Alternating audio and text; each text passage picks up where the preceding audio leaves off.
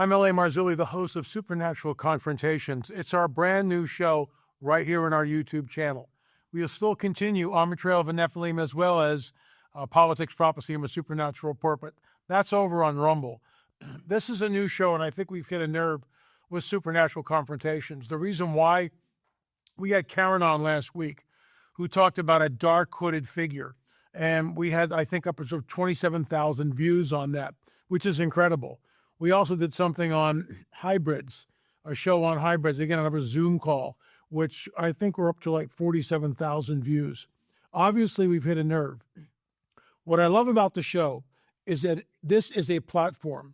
Folks just like you that have had an experience can come forward with a Zoom chat and tell your story. People are interested. Folks, the supernatural is real, absolutely real. And it's starting to manifest in ways that I've never seen in my 71 years on this planet. Our guest today, his name is Matthew. He's down in Georgia, and he visited an ancient burial site, one of those ancient mounds. And you can, if you're interested at all, you can go to our streaming site and streaming.lamarzulli.net and watch Mysterious Mound Builders or Mathematical Mysteries of the Mound Builders. So Matthew's down on this mound, and he's picking up arrowheads and surveying the area. And as he walks off, things got weird. And he took a photograph, and you'll see that in a little bit, of the sky. And it looked to him, and I agree, it looked like a portal opening up right over the mound. He was taken aback by that, and he and his friend got out of there as quickly as possible. And a very unnerving aspect of this story is this, that his friend years ago went to that mound, and you'll hear him tell exactly how the story, well, you'll hear it unfold in Matthew's own words. But, and I'm not going to give you the punchline here, but something very dramatic and very dramatic and visceral happened when this gentleman went into that mound and began to collect artifacts. If these are Nephilim sites, then many of these sites may be cursed. And if you take objects out of them or you disturb the burial, bad things can happen. Here's Matthew's story, and I'll see you when he's all finished on the other side of the interview. A recent clinical trial found that participants using just 10 grams of collagen a day for 8 weeks saw up to a 20% increase in skin hydration and a 17% improvement in elasticity, while visibly reducing their wrinkles. Folks, this stuff works. If you're aiming to boost skin health, collagen is a must-have. But typical collagen supplements found on store shelves don't always do the job. This is why I am using this special blend from my friends over at BioTrust. It provides my skin with the 5 types of premium collagen it needs to help reduce wrinkles. Since taking it, I've seen smoother skin, more elasticity, fewer lines, and a more youthful glow. Plus, it mixes smoothly with my morning coffee or tea. I usually use it in water without anything, and I stir up real well with one of those little automatic stirs, and it goes down the hatch, goes down the neck really quick, and it's delicious. Folks, here's the deal. Make sure to grab a bag while it's still 51% off at healthwithla.com, healthwithla.com. Plus, you'll also get a free VIP live health and fitness coaching for life and a free ebook entitled The 14 Foods for Amazing Skip, a 60-day satisfaction guarantee, and shipping with your order. Once again, the website, healthwithla.com, www.healthwithla.com. The link is right below. At least check it out. I use it, and I see the difference. Folks, a 60-day money-back guarantee. And just think about this. Every sale that we do, every sale that BioTrust gets, we donate a nutritious meal to a hungry child. I mean, can you even believe that? It's non-GMO and free of artificial colors, flavors, preservatives, and sweeteners, and free of gluten, antibiotics, and all sorts of other nasty stuff. There's nearly no odor or taste, unlike bone broth and other collagen supplements. There's no clumping, and I use this and absolutely no clumping. I've got one of those little battery-operated stirrers, and it really works great. Anyway, folks, check it out. Go to healthwithla.com. That's healthwithla.com. I'm here with Matthew. He's down at an undisclosed location someplace in Georgia. And you had an experience on a mound in Georgia but there's a backstory to this that people really need to understand. Tell us the backstory and why you went back to this mound, essentially. A guy I know, it's his family farmland, and he was shooting skeets off of the top of the mound, not knowing it was a mound. After his dad had plowed it, they were going to replant it, and he left all the shotgun shells out there, and his dad made him go back and pick shotgun shells up. And as he's picking them up, he starts finding arrowheads, and more and more and more. And he continued to find relics of all kinds, just arrowheads, beads, and it got so much. He wound up accumulating so much of it. He was just selling gobs of it, and it was on the side of the mound. It wasn't on top. He didn't have to really dig on it. He saw a hole. He saw a hole where it had opened up, and saw something in there, and thought it was a turtle shell. Huh. So he reaches in there and pulls out a skull. And so he goes on to uncover it all and finds a headdress to go with it. Takes this headdress home with him and puts it. He's a young man. He's kind of clueless. I guess he wasn't very respectful, but he takes this skull and puts it on his TV to show off. And a series of very unfortunate events began to happen to the man, all the way up to the point where he died from some disease.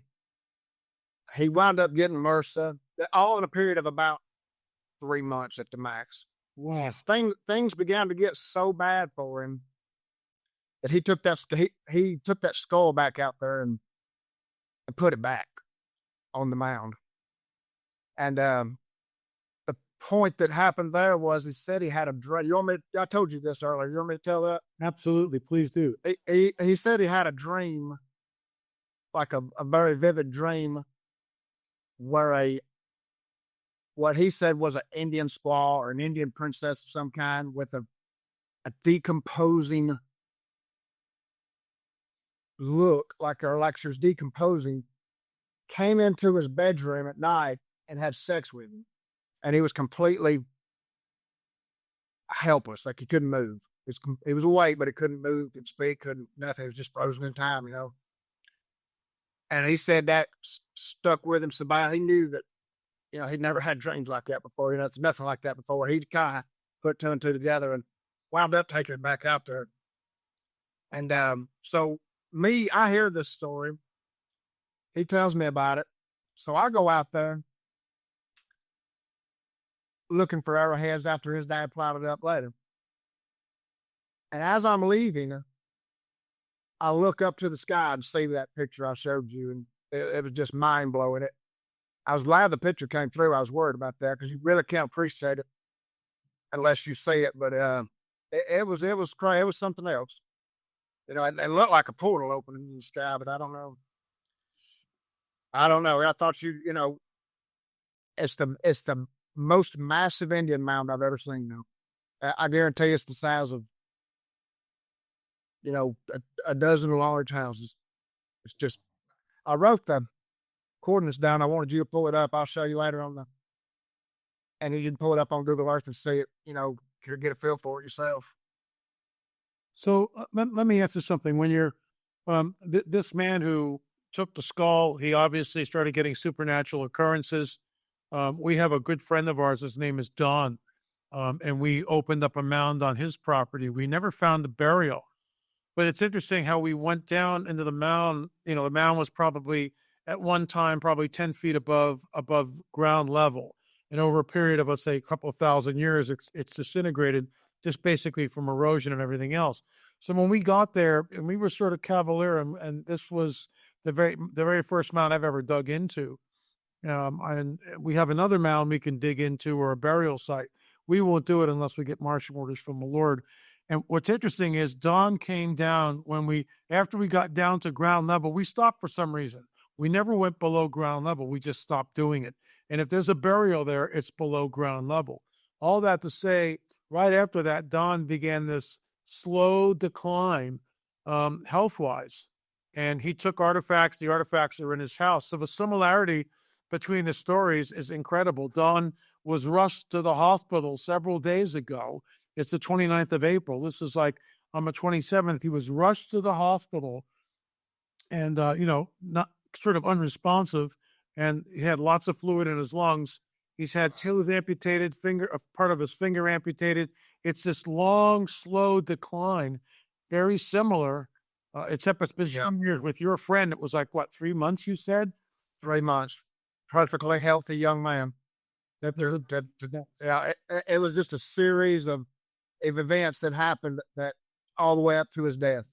And it was I guess you call it an unnatural death. I can't remember exactly what it was. I know he got MRSA, and two other things, and one of those other things killed him. I can't remember what they were. I'd have to ask my other friend, Jason, but it was this, exactly like you just said, a series of events. Me and that guy just spoke up, Jason, I never thought, now that you said it, me and him dug into something. As I was young, I was in my early 20s. I'm 42 now. We were digging in a grave, what we thought was an Indian grave, because we used to we hunted arrowheads. That was just the biggest thing to us. And that night, we still talk about it this day, how everything that could have went wrong. We ended up getting stuck out there that night, and it was serious. We said after that we would never try such a thing again, because it was definitely, not that many things can go wrong in a 30-minute period. No, something was telling us to get out of that grave. Yeah, these places, the late Russ Disdar, my battle buddy and good friend, he stated on the record in our films, Secrets of a Supernatural, Voices from the Other Side, that if these are Nephilim mounds and they are highly charged, there's curses that are there. I mean, there's no doubt about that. There are curses, and those of us who are foolish enough to dig in. I remember, you can see the skulls behind me. These come from Peru. And when I went down there in 2013, and again, we were handling them. Well, I was under oppression basically 3 to 4 years. Before, I mean, not possessed, but oppressed. I mean, I was being hammered for like 3 or 4 years, to the point where I was ready to leave the ministry because I couldn't take it anymore. Wow. I prayed to the Lord, and the Lord released me at some point, but it was no fun and games, and certainly no picnic. That's why this mound that we have access to, even though Fritz Zimmerman has believed, as he came out of the water from being baptized on Resurrection Sunday, which is really incredible.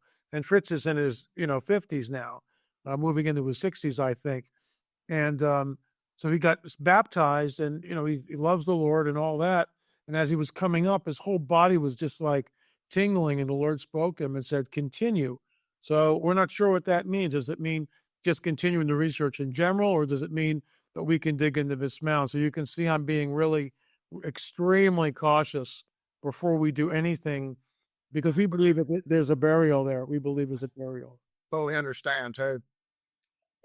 I tell you, it blows me away that how these things are coming to light now. This, with you and Rob Skiba talked about it, Timothy Alberino. Yep. That they've been not hardly spoken of, or probably not spoken of for so long, and now here they are. It's crazy to me. I don't know how it could have been suppressed for so long. That Bible, the Bible is studied word for word so intently for so many 2,000 years. Well, several for a long time, and they just skip right over that. This is why we started this show, Supernatural Confrontations. I mean, this is why we're doing it. We've hit a nerve. And what it's great about it is it gives people like yourself to come on the record. This is a clearinghouse. This is a safe place to go. Other people need to understand that this phenomenon is real, and it's not going away, and it's all tied in. So now that, we talked about the ancient, the arcane with the mound, but then as you're walking off the mound, you see something, and we'll show the photographs of it. I mean, it looks like a disc or some sort of it's not a lenticular cloud. Did you watch it vanish? Did you watch it appear? Tell me how you thought, how it came and left. I don't know how it come to be, because we were just, we had our heads down most of the time looking for relics. But as we were walking back towards the truck, we weren't near the truck, but we were heading that way. I just looked up, and there it was. and I just froze in place. I couldn't imagine what it to be, but it never did go away. It stayed right there until we drove off. Now, have you ever seen anything like that before? Nothing. And you've lived there all your life, right? Oh yeah, 42 years. So you would, I mean, if this was a common occurrence, you had seen it before. Yeah, as they certainly had. You'd look at that picture. I hope it come through good, but it did. It Incredible. until it is not it's not a common thing to see in the sky. So let me ask you something. What when you looked up and you saw this, I'm assuming you told your friend, "Oh my gosh, look at this." What were you thinking? Did it have any impact on you physically or mentally? Honestly, I thought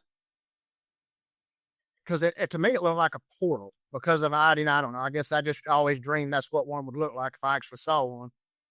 And I got to thinking, with this mound and what had happened to my late friend, that if that is a portal, it is right over the mound, then either something's coming or going. And I'm in between it. So I'm getting out of the way, So I kind of scooted on back truck.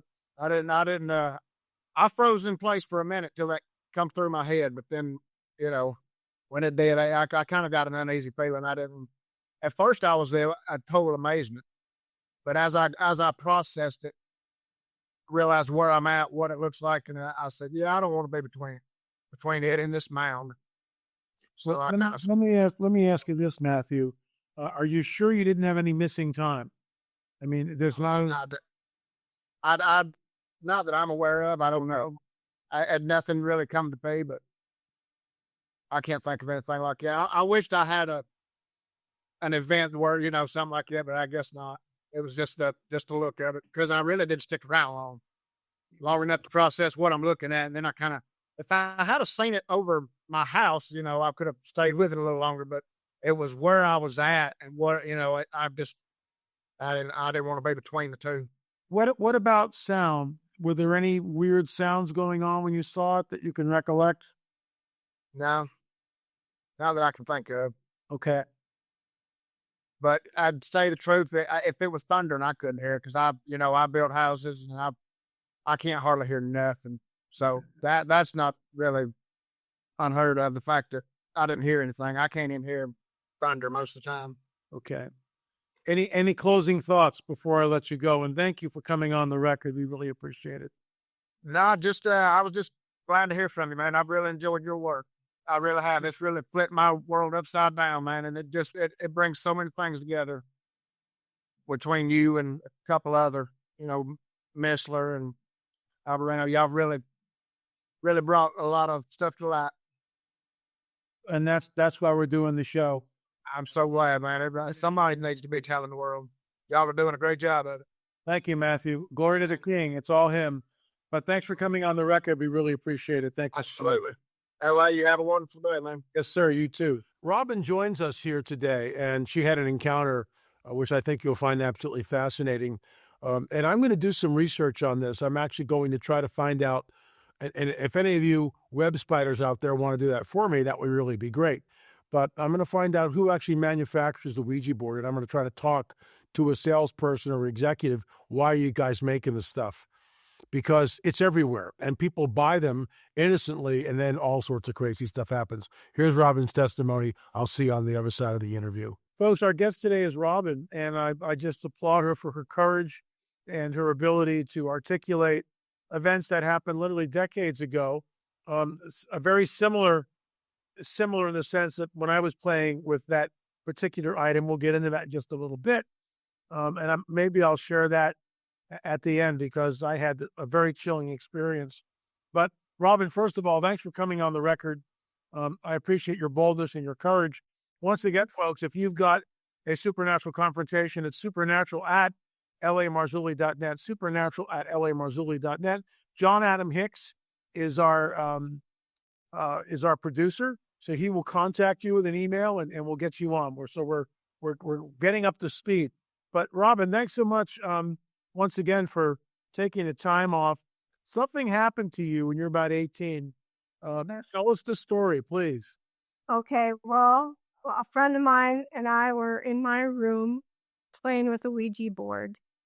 And we were just, asking it silly questions and stuff. And I had a rosary in my room that it was my stepfather's, that he had it blessed by the Pope when he was in Rome.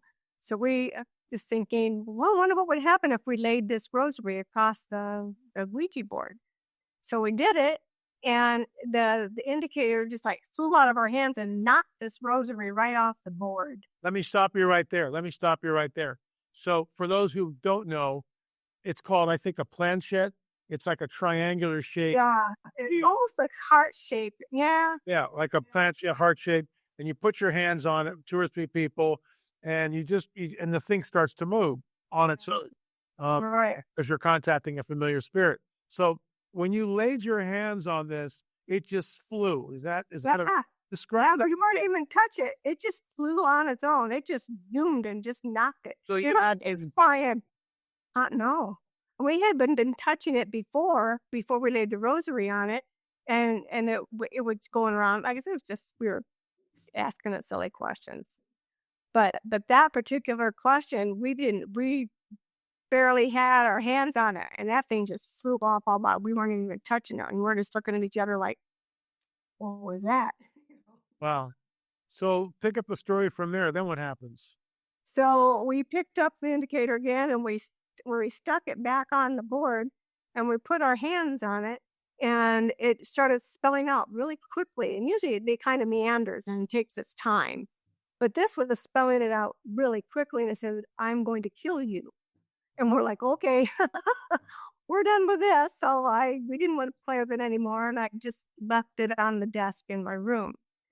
So that night, I was wearing a cross necklace at night, and I woke up in the middle of the night, and I had my hands around my neck, like almost trying to choke me, but also trying to rip this necklace off.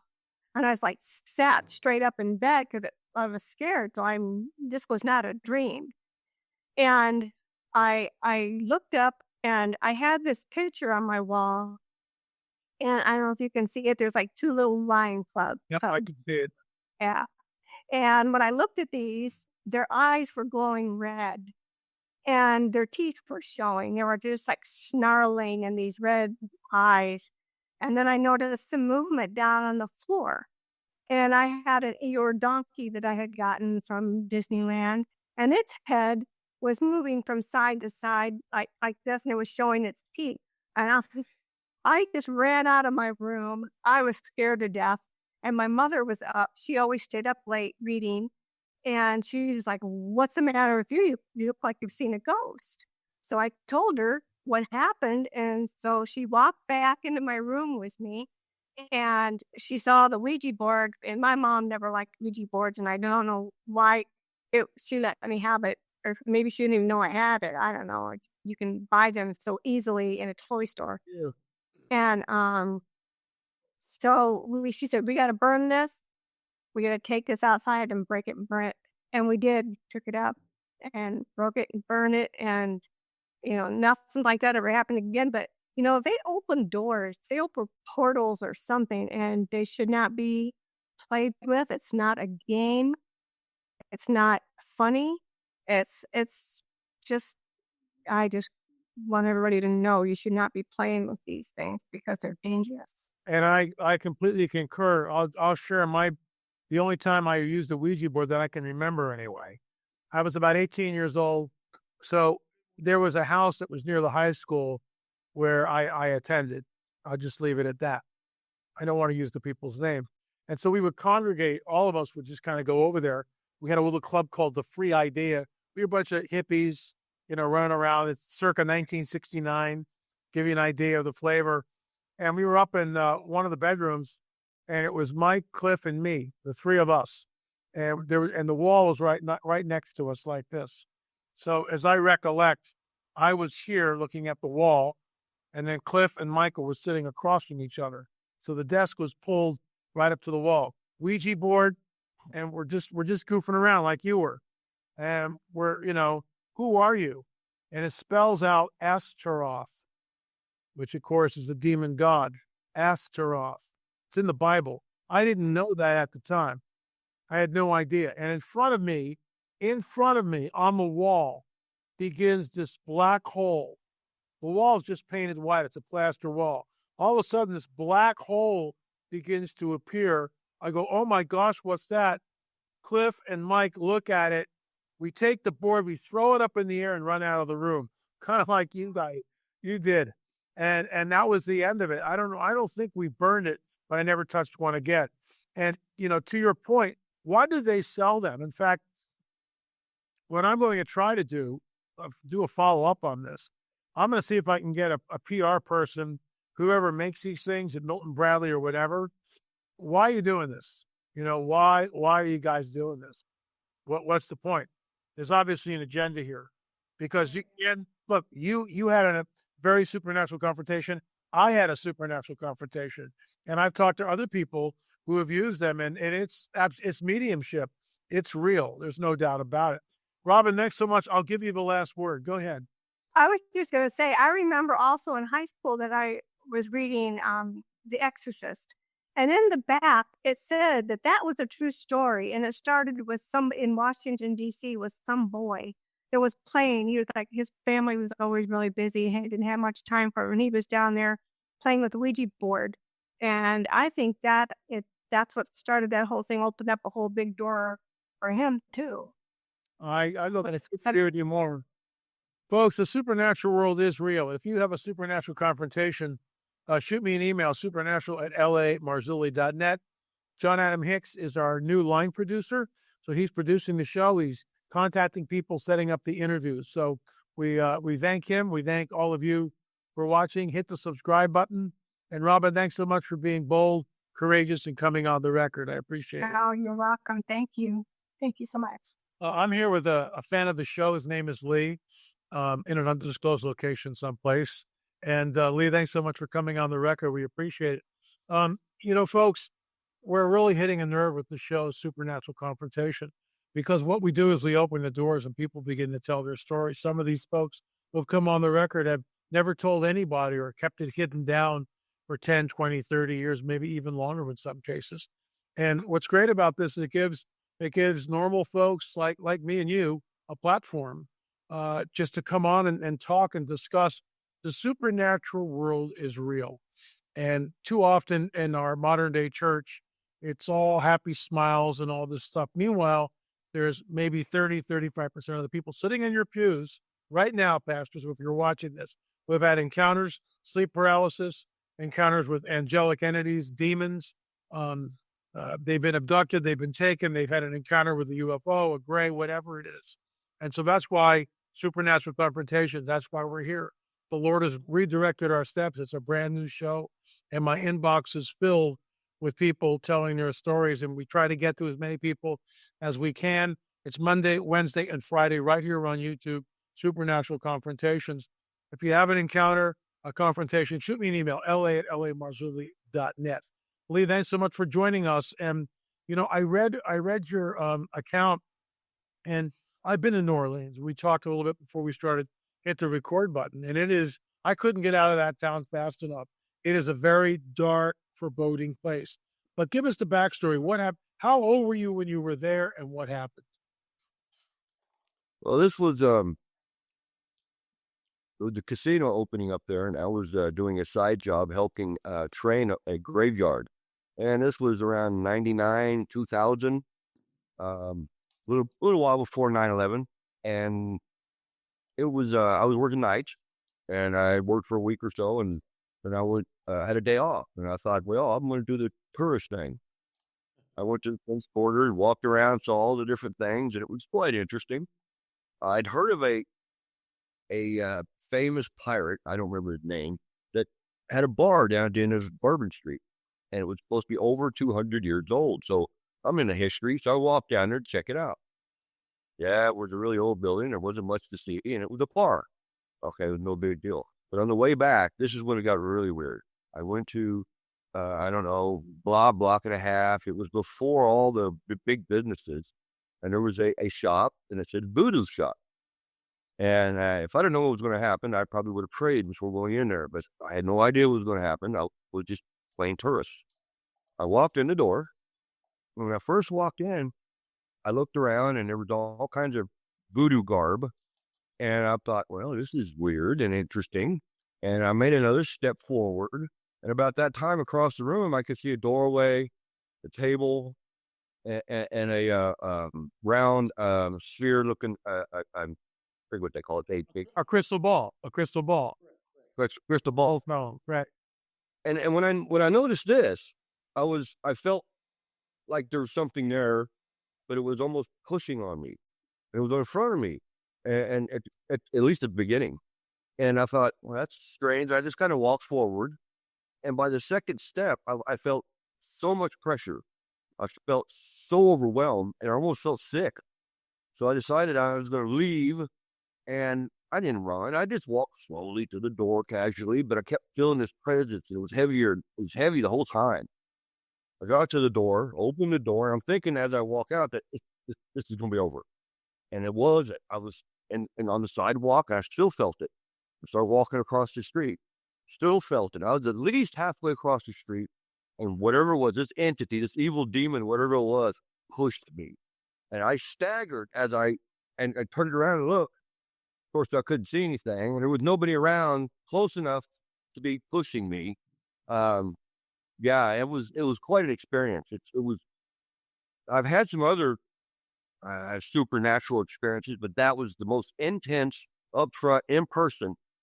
I don't know how else to explain it. Let me ask you something. Lee, you were a born again Christian at that time, correct? Yes, sir. So, you're just sightseeing, and I get it. I mean, you don't know what a voodoo shop is. This is my wheelhouse. There's no way you could get me to go into one of these things. But, unless the Lord directed my steps and go in, you'll see a woman there. You're going to pray over her and break the spirit that's her familiar spirit that's, residing in her. I would do that. But to wander in someplace like that. But, if we don't know, and that's what's so great about having you come on the record, because here you are, you're working at a job, you come out of that job and you're kind of sightseeing and looking at some stuff and Yeah. And I get it. I've been there. They are alluring because it's you've never seen anything like it. Well, what's this? And you go in and you check things out. So this thing comes at you, it hits you, it pushes you, and it follows you out the door. And when it finally pushed you, did you almost fall? Were you in the middle of the street? Were there cars going by? Tell me that part. There was people on the sidewalk and probably 2 or 3 people in the street. Okay. There wasn't what you call any cars. Okay. I stumbled because I was taking a step when it pushed me, and it caught me off balance, and I stumbled. I caught myself and turned around.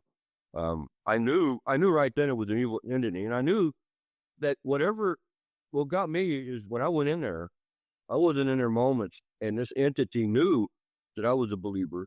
It knew that it didn't want me in there, and that'd get me out of there. And I didn't know what was going on at the moment, and so I obliged and left. But now, speaking to you, I almost think that I should have said something to somebody or done something, but I don't know what to do.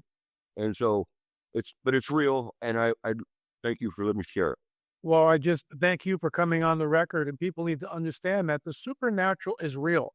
And sometimes it manifests in ways like with Lee, where you go into a voodoo shop and you're just, it's kind of like not really looking for anything, just, well, what's this about? And all of a sudden you're confronted, and there's supernatural confrontations. You're confronted with the face of evil, the face of enemy, even though you don't see him or it. He's there and he's pushing you and he wants you out because you have the spirit of a living God within you, and he doesn't like that. That's his turf, and he wants you out of there. Lee, wow. I'll give you the last word, and thanks so much for coming on the record. We appreciate it. I just want to thank you, and people, please believe that it's out there. The end times is here. They're starting to show themselves, and they're starting to take over as they can. Keep your faith. Hallelujah. Amen. Thanks so much, Lee. Really appreciate you coming on the record. So this clip here, this interview with Michael, it's both. He had a demonic encounter and also an angelic encounter. And I think you'll find it interesting. And what I love about this are all these people delusional? You see, there is a supernatural world, and people don't believe in it. Here's the clip. Once again, this is Supernatural Confrontations, and I just love this because it gives people an opportunity to tell their story. And today is Michael joins us, and without any further information or disinformation for me, we'll let Michael tell his story. So, Mike, what happened? Well, I moved to Kansas City in 1967. My father was a minister for 57 years. Wow. When I first moved here, we lived in two different houses, which were called manse for the church. And the first house was a block away from his church. And I was 3 or 4 at the time. And as soon as we moved in, I didn't feel right in the house. And I'd say within the first 2 months, there was an old piano in our basement. And it was like not a grand piano, but like a saloon style piano, the tall ones. Yep, and upright. And it would play at night. And me and my sister would hear it. My mother and father would not hear it. And it scared us both to death. And finally, to make a long story short, my dad had had enough of me and my sister complaining about the piano that it took 6 men to get it out of there. And my dad was not a small man, but he had to have 6 people help him get that piano out of our house. And I would say within 6 months of that is when I saw what I call a demonic being in our front yard. Where my bed was at in my bedroom, I could literally look out the window, and I did every night until I saw that thing. And it was the ugliest thing I ever saw in my life. It scared me to death. Wow. The only way I can describe it is it was maybe 6 feet tall, and it looked like it had warts all over it. It had horns. And when I told my mom and dad, they didn't believe me. I was like 5. This was before I started kindergarten. Then 2 weeks later, I saw it in my room. And after that, this was in the summertime too. And all we had was a window unit for an air condition. And so I would sleep with my window open until I saw that thing. And then once I saw it, I kept my window closed. And I would sweat to death. I would cover my head. And then when I saw it in my room, scary, very scary, very scary. My mom and dad didn't believe me, but we had hardwood floors and it was in the corner. And after I saw it, I left my closet door open because I was petrified at night. I won't lie. I was scared to death at night.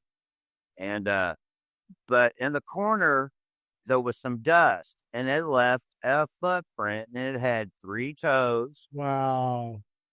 And my mom and dad saw the footprint. Then they believed me. How big was the footprint? Let me stop you there. How big was the footprint? Like 6 inches, 8 inches, 10 inches? I'd say 12 to 15 inches, LA. It was big. And I remember praying, Jesus loves me. I kept saying that. Jesus loves me. And I'd say 5 to 7 minutes, it was gone. Did it ever return? No, never saw. I can still see it in my mind right now. Right. It's never left me. That scared me to death. And I've always been a follower of Jesus. He's my Lord and Savior. Always will be. Amen. Then I had an angelic event happen to me in 2012. I got real sick in 2008. I was a welder and I got contracted to work at a greenhouse by where the Mounds at, like a mile from the mound that we had emailed about. And you told me not to mess with it. And I have since. I went out there right before the 4th of July, but that's another story. But it took the doctors a year to figure out what was wrong with me because I went in for shoulder surgery And in the process, they do the EKG on your heart and your lungs, the chest x-ray. And when they did the chest x-ray, my lungs looked like asphalt. And they said, well, you have pneumonia. And I'm like, I'm not sick. I feel fine. And that was another thing God helped me with. I know he protected me from that. Well, long story short, I ended up at the Mayo Clinic and they figured out what was wrong with me after a biopsy. Well, then I end up in Indianapolis, Indiana to have a lavage where they legally drowned you.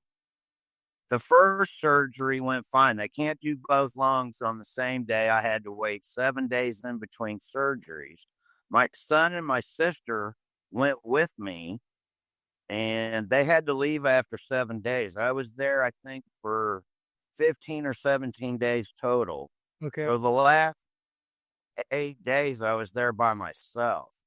The second surgery, the ventilator started to back out right as they started the procedure, and they lost, I believe, 4 liters of saline salt water in me because that's what they used to wash my lungs out. And the doctor was very concerned because he did not know where it went. And I was in the ICU. I'd had all female nurses. And then, I don't know, maybe 3 or 4 hours after the surgery, I was off the anesthesia by then, fully awake. And I had a male nurse come in. And I hadn't seen him the whole time I'd been there. Very nice looking young man, I'd say 30-ish. And he came in and checked me out, took all my vitals, all that stuff. And he goes, you know what? They need to do a sonogram on you. And I said, okay. Well, he left the room, and that was the last I ever saw of him. And then my female nurse comes in like 10 minutes later. And I said, well, who was that guy? And she's like, what are you talking about? And I said, well, there was a male nurse here, and he checked on me. He said that, to tell the doctor that I needed a sonogram on my lung. And she's like, well, we have no male nurses on this floor for any shift. So that told me, I was like, wow, okay. It woke her up too. So that was my angelic visit. So God was protecting me for sure. But what happened because they did the sonogram on you? They found it. It was in the lining There you go. between my lung and my ribs. Wow. And I mean, I had immense pressure, and they had to stick a giant needle through my rib cage to drain it out. Oh my. It was weird, LA, when they put the needle in and they had the saline bag next to me and I had my arm on it and you feel that warmth. It's like just instant relief. Wow. So yeah, that was my answer. Let me ask you something. What did the man look like? Can you give me a description? Well, blue eyes, dark brown hair, clean shaven, very nice looking young man, about 6 feet tall. Just looked like a regular guy. Right. Did you feel any peace, any presence, anything like that? I felt that way really, LA, the whole time after my first surgery. I was scared to death for the first one, but when the second one came, I kind of knew what to expect. But yeah, once I came to and told me that they had lost the first 4 liters in me, I was like, what? Yeah. Am I going to die from this or what? So, yeah, no, what really did me in was when she told me, no, there's no male nurses on this floor. So, Then, Michael, it's like, this is scriptural because we read this in our Bibles that, we've entertained angels unawares. That's right. They can pass. Absolutely. Boy, they can pass, and we can't tell. That's right. That's why you should be nice to everybody. You never know. Amen. Thank you so much for coming on the record. We really appreciate it. And can I add one thing? yeah, please. Where my dad preached at, let's see, from 67, he retired in 92. Wow. But the inventor of basketball had been a minister at my dad's church. Dr. Naismith actually preached at the church where my dad ended up finishing his career. I just wanted to add that in. I thought That's that was so pretty cool. interesting too. Thank you. That's very, very cool. Absolutely. Well, God bless you, and thank you so much for coming on the record. We appreciate it. God bless you, LA, and keep doing what you're doing. You're doing awesome work, brother. Thank you, sir. Awesome Appreciate it. work. Absolutely. So what I love about this story is it shows the good and the bad. It shows that there's a supernatural world, that sometimes we experience the demonic, other times we experience the angelic, and so it was with Michael. Now, if you go back and you look at our show here, all these people who come in and weigh in, you can tell that they're not making stuff up. Things have happened. And what's amazing about this, if you were to, walk into a church and tell your pastor, a lot of them would just kind of take a step back, wouldn't know how to deal with it.